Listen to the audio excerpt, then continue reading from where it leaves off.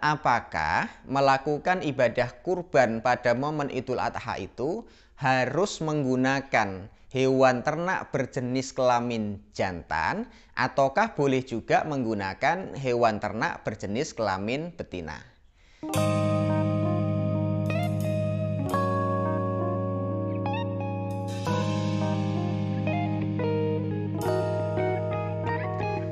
Assalamualaikum warahmatullahi wabarakatuh. Alhamdulillahirabbil alamin hamdan wa syukran lillah.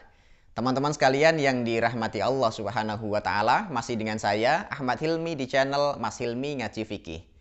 Teman-teman sekalian yang berbahagia, kita masih pada pembahasan seputar ibadah kurban pada momen Idul Adha.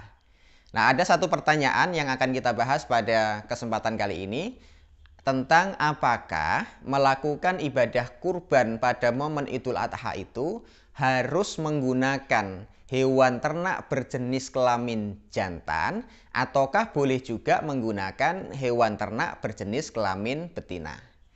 Nah, teman-teman sekalian, untuk menjawab pertanyaan itu kita nukilkan satu pendapat dari Al-Imam An-Nawawi rahimahullahu ta'ala bahwa beliau mengatakan boleh hukumnya melakukan ibadah kurban pada momen Idul Adha menggunakan atau menyembelih hewan kurban berjenis kelamin jantan maupun betina.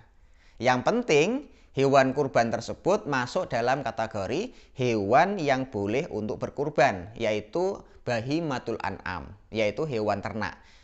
Yang dimaksud adalah onta, kemudian sapi, dan kambing dengan berbagai macam varian tiga binatang ini.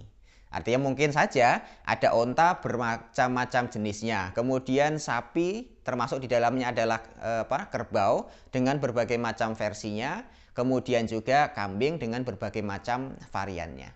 Nah, pendapat beliau ini teman-teman sekalian ada di dalam nukilan kitab Al-Majmu' Syarhul Muhadzab yang beliau tulis.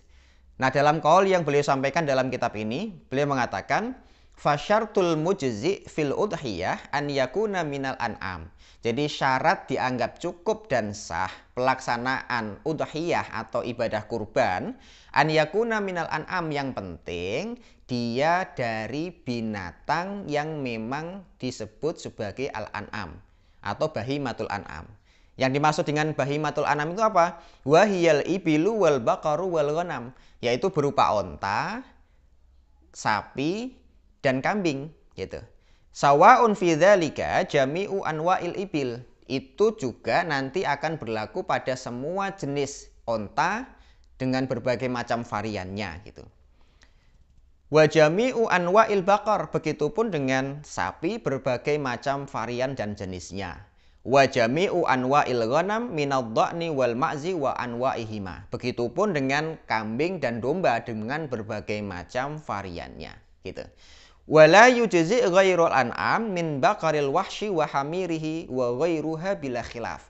Namun tentu yang menjadi catatan jangan sampai kita melakukan kurban dengan hewan yang tidak masuk dalam kategori bahimatul an'am, seperti zebra, seperti rusa, seperti kijang mamanya. Itu hewan-hewan yang memiliki kemiripan tapi dia tidak disebut sebagai bahimatul an'am. Maka kalau ada orang yang berkurban dengan menyembelih zebra, menyembelih kijang, menyembelih rusa, maka ibadah kurbannya dianggap tidak sah.